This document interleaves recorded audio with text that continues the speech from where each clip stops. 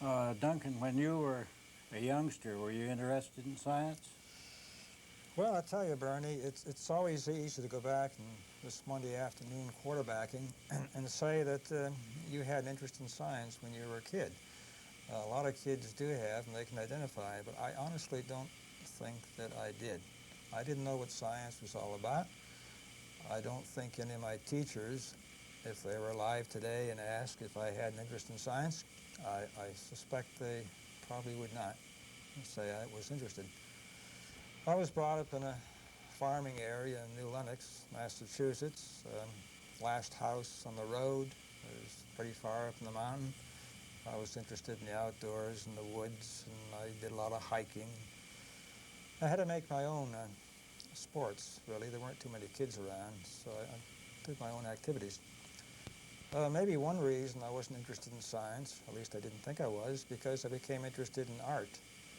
I was about, maybe 7 years old. I found out my uncle was a commercial artist, and I had a chance to go to his office and look at what he did, and wow, this was great. I saw what you could do with the paintbrushes and the sketch pads and the pen and ink. So from about that age, I guess I became interested in artwork. I wanted to be a commercial artist.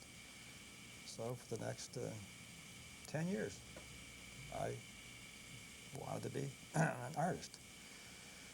I copied Norman Rockwell covers, the magazines, did a lot of this, did a lot of other artwork.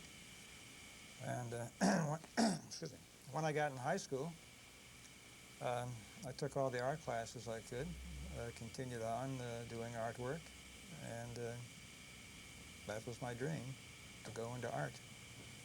But graduated from high school, World War II was on, this was 1942, and that was pretty much the end of any career in art. How did you become interested in science? Well, that's a long story. It happened when I was on Guam, quite a few years later. A very strange and curious event took place on the island of Guam in the South Seas. But to get to that, I think I better back up a bit and tell you how I happened to get on Guam. I left high school. As I said, the war had just started. I worked at GE in Pittsfield on the apprentice course for about a year. Like Vin Schaefer, I was a 4-year apprentice course. At the end of a year, this was 1943, the Army was really breathing down my neck to get me. I heard about Navy officer training. I took an exam, I passed it, and by magic, the Navy sent me to school. They sent me first to Harvard. I was there for almost a year. Then they sent me to Tufts. So at the end of another year, a year and a half, I came out. I was a commissioned officer in the Navy. This was just about the time the war was over. And about this time, I decided that, boy, the Navy is a great place, and I'm going to make the Navy my career. You know, first it was art, but that went down the drain. So now I said, boy, I'm going to be a naval officer. Here I am, 20 years old, and it's going to be my career. So I received orders to go to an anti-aircraft training center in Guam. I was suddenly made a gunnery officer, although I didn't know very much about it. And I was in Guam for maybe 5, 6, 7 months, and gee, life was good out there. Work wasn't hard.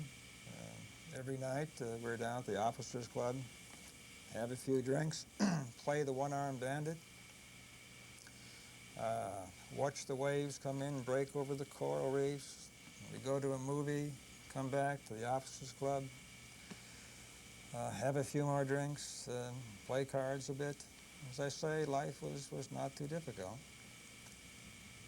But one night, I was heading down to the officers' club, and we had to walk through, maybe 20 or 30 meters a kind of a jungle area. And it had been raining that night. And I spotted something off the edge of the path in the jungle foliage. And this reflected light somewhat differently than the rest of the jungle, the leaves. So I went in and poked around, and I found a book. And the book was pretty wet. So I took the book back to my Quonset hut, and I dried it off. And the next night I started to read it. And this book was called The Men of Science. And it had about 15 chapters, one in each person in science. It started out with people like Galen and Archimedes and Aristotle. And it came up through the ages, Galileo, Newton, ended up with Darwin and Einstein. And I read this book, and this is the nearest thing, I think, to a religious conversion I think I've ever had. And within a day, I said, wow, is this the way science really is? See, this book was also called The Human Side of Science. It told about the personalities in science, what the people were like, in addition to the work. And as I say, this completely turned me around. I recall writing home to my parents and telling them, I'm going to get out of the Navy. I want to be a scientist. And as I said, up until that time, I wanted to be a naval officer. And my parents were dumbfounded. In fact, my mother wrote back and said, are you feeling all right, Duncan? You sure you're okay out there? But I said, no, Mom, I'm feeling fine. I'm going to be a scientist. So as soon as I could, I got out of the Navy and continued my career as a scientist. What did you do to implement your new line of work? Well, I decided I had to go back to school because the degree I had from Tufts, it was kind of a half-baked degree. We only had about 7 semesters. I went back and I majored completely in physics. I had decided I wanted to be a theoretical physicist. I had high dreams. I went back to Tufts and continued on for 1 year, taking all the physics courses I could. So at the end of that year, I came out with a degree in engineering. It wasn't quite enough physics to get me a physics degree, but at least I had my degree, and I decided to look around for a job in science. I got a job within a couple of months at GE, and this was at the research lab. Back in those days, this now is 1947, the summer of 47. As you remember, they had the test engineering program for engineers.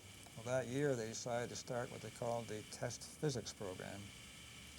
And I was a charter member in the test physics program. So that got me into assignments in the research lab. So that, I guess, in a sense, is how I started my career in science. We met each other on Project Cirrus. How did that happen? We certainly did. This is another example of serendipity. Now, the first big example of serendipity is how I happened to get interested in science. I found that book out in Guam, and I took advantage of it. As Irving Langmuir used to say, serendipity is the art of taking advantage of new discoveries or new findings. So getting on Project Cirrus was another example, but this really had nothing to do with my interest in science. After a couple of assignments in the research lab, winter was coming on, and I wanted to get back into some athletic competition. I had done a lot of running in college. Before college, I had done a lot of downhill skiing. So I thought a good combination would be cross-country skiing. So I started shopping around the research lab to find out if there was somebody who was interested in doing some cross-country skiing. and I found out that there was a guy named Bob Smith Johansson who worked in the lab. You know Bob very well. Indeed, I do. Well, Bob was very eager to have somebody to work out with him because he also wanted to do some competitive skiing. So at noontime, Bob would come down to where I was working in the lab, and we'd go outside the Schenectady and we'd build a ski jump. This was not cross-country, I know, but we wanted to do some jumping too. And we'd spend maybe half an hour. As the weeks went by, Bob said one day, he said, look, I spend about 10 or 15 minutes coming down to pick you up, and that's just wasting time. You are ready for a new assignment on your test physics program. Why don't you come and work with us? And then we can go out noontime together. And I won't waste the 5 or 10 minutes picking you up. I said, gee, Bob, that sounds like a great idea. What are you guys doing up there? Something about cloud seeding? Well, I knew roughly what you were doing.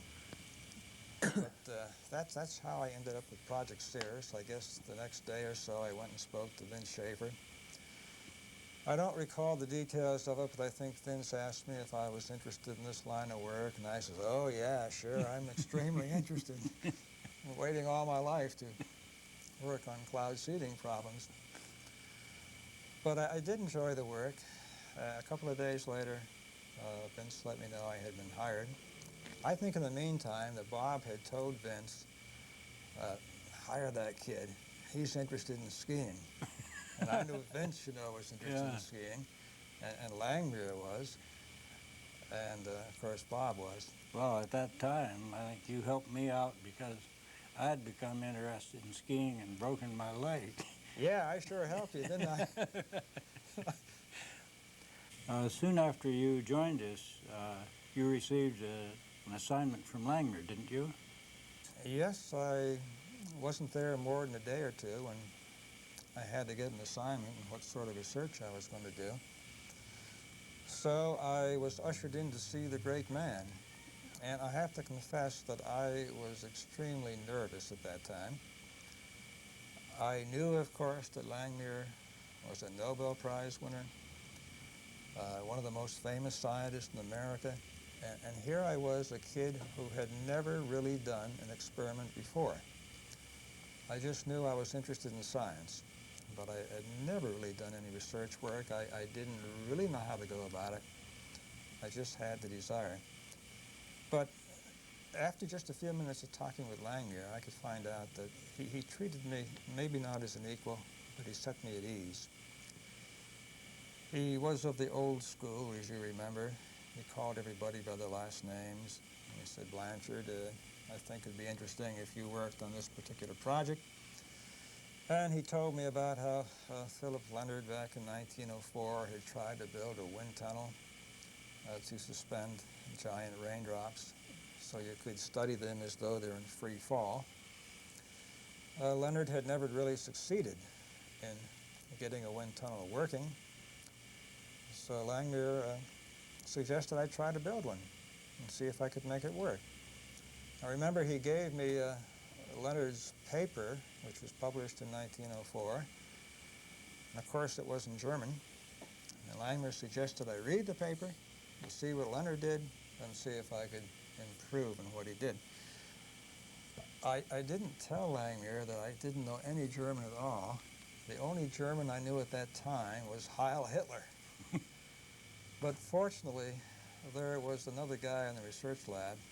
I think he had been in Germany just after the war. He spoke German.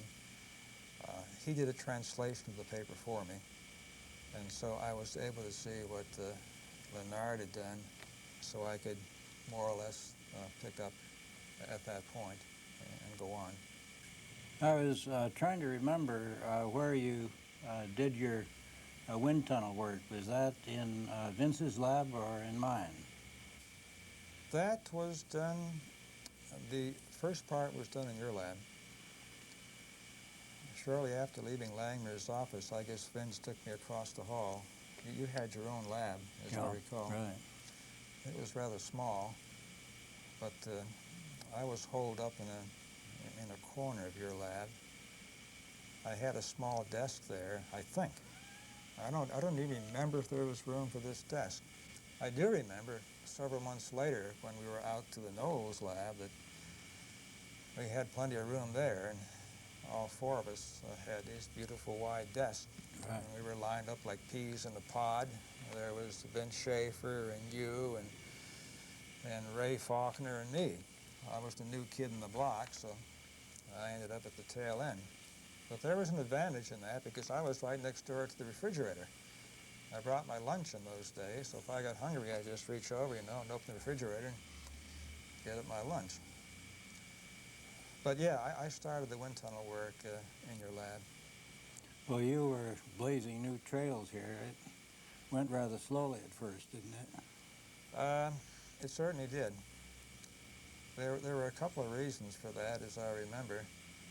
The first reason was, well, as I said, I didn't know anything about building vertical wind tunnels or even wind tunnels in general.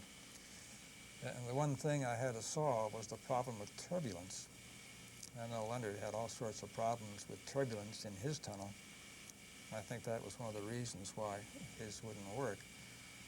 So I did a lot of reading on wind tunnel design. And the thing I learned rather quickly was that if you want to build a wind tunnel that's going to work and get rid of the turbulence, you can use screens. You can use ordinary metal mesh window screens, the kind you use in your house. And this knocks down the big eddies and kind of gets them all nice and equal. And by using a variety of screens of different sizes, I was able to get most of the turbulence out of the wind tunnel and suspend the drops. Amazingly stable. Yeah, it worked. But there was another big problem. And this one I didn't solve myself. This was in the blasted photography. As you may remember, I used a strobe light. And when I got the first pictures and looked at them, all I could see were highlights in the drop. And most of the light either went through the drop or it hit the drop here and bounced off that way. So I could not make out the outlines. And for a long time, I didn't know what to do. And it was either you or Vince that made the very good suggestion that I should make the drop like milk. And you said that, well, gee, most tap water has sodium chloride in it, and all you got to do is add a pinch of silver nitrate. And that reacts to the sodium chloride to give you the silver chloride. And this is a milky white colloid, and it makes everything look like milk. But it doesn't change the surface tension, it doesn't change the viscosity. So for all practical purposes, this is like a water drop. But looking like milk, the photography was easy. I had no problem at all.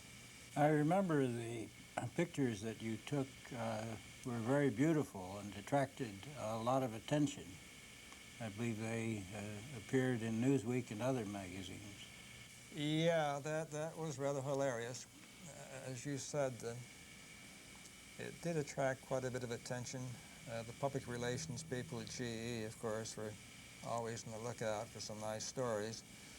And here was a good human interest story, because everybody seems to believe that raindrops are tear-shaped.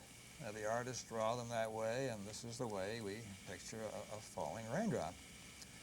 But the picture showed, of course, that the tiny raindrops they're not tear-shaped, they're spheres. The bigger raindrops look like hamburger buns. They're kind of flat and flopping around. So these pictures attracted quite a bit of attention. They went out from the GE public relations people. A number of magazines picked them up, including Newsweek, and they published them. A couple of weeks later, some letters came in from readers, and the readers, in essence, said, "Hey, come on, what are you guys trying to do? Those are not water drops. Those are drops of milk." And one of the letters came from the vice president of Pennzoil, and he was insistent that they're not water drops. They're drops of milk. Well, the Newsweek people apparently contacted GE, and they came back with an answer and said, no, they are certainly water drops, but they look white because the GE people used a special white screen process which kept the white in the picture. Well, this was total nonsense. I didn't know what they're talking about, a special white screen process. So I sat down, I wrote a letter to the editors of Newsweek, and I told them just how we took the pictures, you know, the silver nitrate and everything else.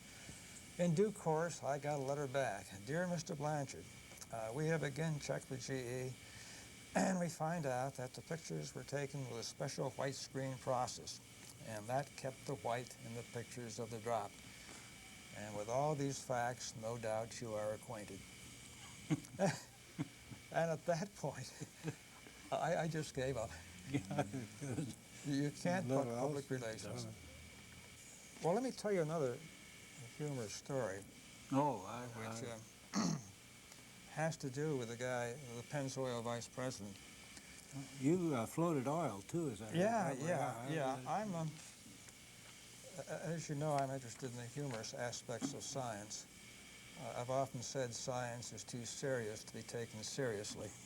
It's kind of a play in words, but I guess what I mean by that is science is deadly serious. We have our fun doing science. But you've got to be awful careful. You can advance a hypothesis. Nature is going to trip you up any ways you can. You've got to look at it from many different angles. Often you're wrong. But you've got to keep going. In that sense, it's terribly serious. And some people take themselves too seriously. I think at times you've got to back off and look at what you're doing and see the funny side, or the humorous side. So this is what I often like to do. Not only my own work, but some of your work, and other work. Well, to get back to the vice president from Pennzoil, he sent me a letter. Well, you remember back in those days, in every can of Pennzoil, they had a tear-shaped drop of oil. This was their logo. Yeah. And he said, Dear Mr. Blanchard, I understand that water drops may not be tear-shaped. They're flat and floppy like hamburger buns. But I think you find that oil drops are not that way. They're not fat and floppy. They're tear-shaped. And to prove this, he sent me a picture. And the picture showed oil dripping off of a spout, I guess, in the laboratory. And just as it drips off the spout, just before it goes off, well, of course, it's tear-shaped. But down below, it becomes spherical or flattened. Well, he had an arrow pointing to that tear-shaped drop of oil, just hanging on the spigot. And he said, this is proof that oil drops are always tear-shaped as they fall. Well, at that point, I ran out and I bought a can of Pennzoil. And I put a very tiny drop, not a tiny drop, pretty big one, in my vertical wind tunnel. And I cranked up the airspeed, so of course the airspeed going up was exactly equal to the fall speed of the drop. And this drop of Pennzoil was not tear-shaped. It was not at all. In fact, it was even flatter than water drops. Because of the low surface tension, the high viscosity, that drop just flattened out like a pancake. And it sat there in that vertical wind tunnel for a half a day. I took a few pictures of it, and I recall sending a picture to the vice president. I don't ever recall hearing from it again. That was the end of the Pennzoil oil drop story. How did you happen to leave Project Cirrus? It was 1949. I decided after a couple of years in the project, I just needed more college graduate school. Oh, yeah, okay. I realized the work I was doing with you and the vertical wind tunnel, I just needed some more physics background. I had only that one final year at Tufts. So I applied for a few places. I was accepted at most of them. Penn State especially. I went to Penn State. I went there for I guess looking back on it, kind of a crazy reason. I didn't know much about the physics department down there, but I knew that Hans Neuberger, who was head of meteorology, had published among his papers one paper on raindrop size distributions, and I was getting interested in the size distributions. So I went down there and ended up as a graduate student in physics, but I did my thesis work with Neuberger, my master's thesis. I continued work with the vertical wind tunnel. So 2 years went by, and time to get my master's degree. I was toying with the idea of going on for my PhD in physics, thinking also of going back to Project Cirrus. But then I got a letter from Vince Schaefer, and Vince said the project was breaking up. Langmuir was thinking about retirement. Vince was going to leave. You probably would be leaving. So I should look for work elsewhere. As I said, I was thinking of going on for PhD, but at that point, after 2.5 years of studying, frankly, I was getting a little bit fed up at that point with graduate school and started thinking about a job someplace. And then another case of serendipity. At that precise moment, in the early spring of 1951, I got a letter from Al Woodcock down at the Woods Hole Oceanographic Institute in Woods Hole. Al said he had been thinking about hiring somebody. He had just got his first Office of Naval Research grant or contract. Needed somebody to do some work with them on raindrop size distributions. Vince Schaefer had suggested I might be interested. I wrote back to Al and said, boy, I think I would. And I went down to see him and was hired. So that began a very happy time for me. I spent 18 years at the Woods Hole Oceanographic Institution. Al was there for about 10 of these years until he decided to go to the University of Hawaii. But it was a marvelous time. I had learned a lot in Project Cirrus from you and Vince and Ray and Dr. Langmuir. I got down to Woods Hole with Al. Oh, another interesting thing, too, is you know Vince Schaefer never completed high school, yet became a world-class scientist. Al Woodcock never completed high school. And it seems that most of the people I admire most in science have never completed high school. Are you sure you graduated, Bernie? Oh, thank you, Duncan. I got to squeak through.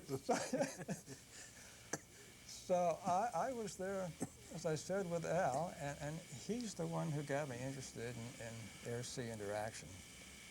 And I've more or less continued in that area ever since.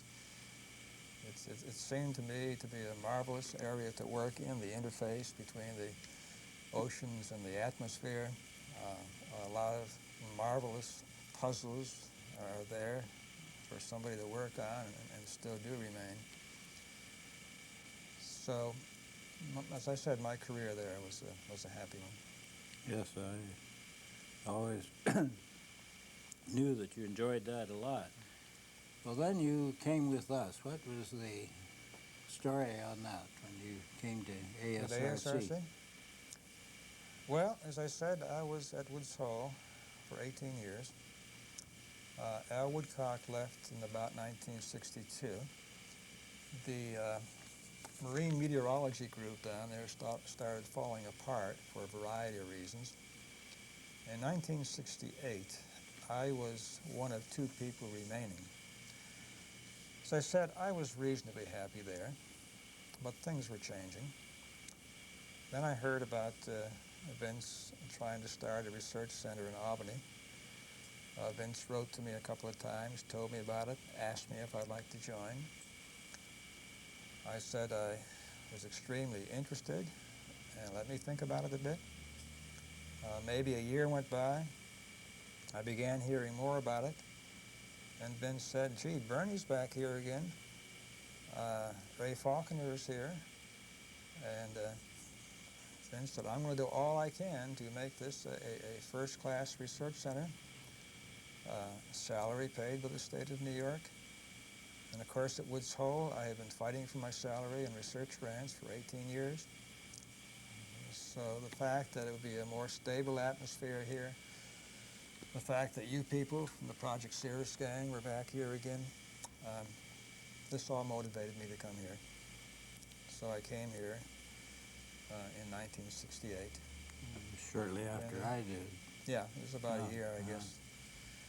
So, again, I was quite happy here. This has been a marvelous environment. I have had the freedom to do my own work for all of these years. I couldn't have asked for anything better. Vince gave us this opportunity. I share your feelings on that. The freedom to do what you want is of the highest importance in science. Yeah, motivation is one of the most important things, I think, in the career as a scientist. And you're motivated if you're doing your own thing, something that excites you, and not something that you're told to do. So I've been very lucky in that regard. Well, you've been involved in a lot of different experiments. Do you have any favorites? Well, yeah, there are a number. Of course, I can always go back to my very first one, as you probably can for years, and say that the building of the wind tunnel and successful completion of that was one of my favorites. But I don't think it's my real favorite. That wind tunnel assignment, after all, was given to me by Langmuir. Yeah. It was not my problem from the beginning, although I did work on it successfully. I have to say, the one I look back on, which is probably my favorite, was the discovery of charge rising from the sea. Charged particles coming from bursting bubbles. I think this is my favorite because it was completely unexpected. It was one of these marvelous serendipitous discoveries. I'll tell you about it. It happened one day in the lab. Al Woodcock, myself, and I think two other guys who worked with us, we were just standing around watching some foaming. We had a large beaker of seawater. We were bubbling through it, and a haze of droplets were rising up. And one of us, just for the fun of us, took his pocket comb out of his pocket and ran it through his hair. He charged it up to 1,000 volts or so. And held it near the droplets. And all the bubbles that burst after that, releasing droplets, came streaking up toward the cone. And this was just amazing. We did it again, and the droplets came streaking up. And for a while, I thought this indicated that these droplets were extremely highly charged. I started making some the usual back of the envelope calculations. And this suggested to me that the oceans all over the world were putting a current into the air of tens of thousands of amperes. Well, this kind of blew my mind because I knew that the total air-earth current is something of the order of 1,000 amperes. So how could the oceans be putting 10,000 more amperes? Well, after a couple of days, I began to realize that what this charged comb experiment was showing was just electrostatic induction. And the electric field of the comb was inducing charges on these droplets as they left the bursting bubble. Well, that was the serendipity. Well, I guess the taking advantage of that was when I started thinking. I said, gee, well, suppose maybe in the absence of an electric field, maybe these droplets are still charged. Maybe they are. I couldn't see any possible reason why they should be. I mean, such an electrolyte and conductor as seawater. So I started doing some experiments, and after 2 or 3 days, I realized I was able to eliminate the effects of the electric field. I realized these drops were charged. and they were carrying a positive charge. So that was very exciting to me, and this had not been suggested before. It didn't seem to make sense. I recall Leonard Lerb out of Berkeley, a very kindly gentleman, wrote and first suggested that this probably is wrong. There's something wrong with your experiments. But he didn't come out and lambaste me and say it's nonsense, it's idiotic. He made suggestions as to what I might do to really confirm it. I took his advice, added some ideas of my own, and after many months, I convinced him that this was indeed truly a new finding. There is a positive charge coming from the sea. So I continued on. This is what I did for my doctoral thesis. I followed this up. I built a number of gadgets which I could use in that work. Oh, there's one other gadget too, again talking about serendipity. As you can see, I'm enamored by it. I learned this from you and Vince. In the course of a lot of this work, I found that the charged droplets, the charge was a function of the age of these bubbles in the water. In other words, the further up through the water they rose, the higher the charge. So I was making tubes about 1 meter long, and I had capillary tips down the bottom so the bubbles could chug up through the water to age. And I wanted to get something longer than that, but this became extremely difficult because it was awfully difficult to clean these tubes and the logistics of just having something which is very long. So one day, Al Woodcock came in the lab, and I was explaining to Al about this damn tube and how I had explained it, and I wish I could get away from these lengths. Al started laughing and said, "Gee, what you need to do, Dunk, is invent some sort of a gadget like that vertical wind tunnel. Instead of holding water drops up, you hold bubbles up." So I laughed with him. Well, I started thinking, hey, that's not a bad idea. Heard that story. So, yeah. So I started tinkering around, and I made a gadget which is only about this big. It's a circular loop of glass, and on one loop I had a constriction. I was making water go. I had a stirring rod in one loop, and the water would go around and around, and the water would come down through a constriction in the glass and then widen out. So the water's going very fast through the constriction and very slow down here.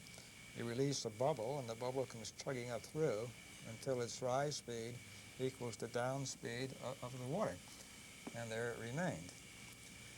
So I could age bubbles to my heart's content. 5 seconds, 10 seconds, and this worked beautifully. So I have to give Al Woodcock on his happy remark, which is... We got the idea from you in the first place. Yeah. So it was kind of a joke, but it turned out to be the basis of building a gadget that I've used a great deal since then, as have other people. Well, you started out on several careers and finally chose science. Would you do it all over again? Oh, why not? I mean, where else can you have so much fun, and they pay us for doing this sort of thing? It's not always been fun, of course, but over the long haul, it's fun. Sometimes in the morning, I can barely wait to come in the lab. I've got particular ideas to do.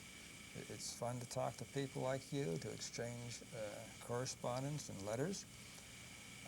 I certainly would do it again. Although I think that maybe if I had to do it again, who knows, serendipity might have taken me in a different direction.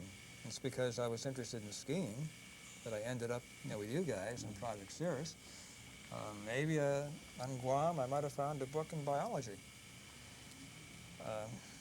If I'd done that, who knows, I'd be off doing biology now. I'm interested in the history of science, as you know. Maybe if somebody had steered me as a kid in that direction, I might have gone that way. But certainly, I think I would have ended up doing some sort of scientific work.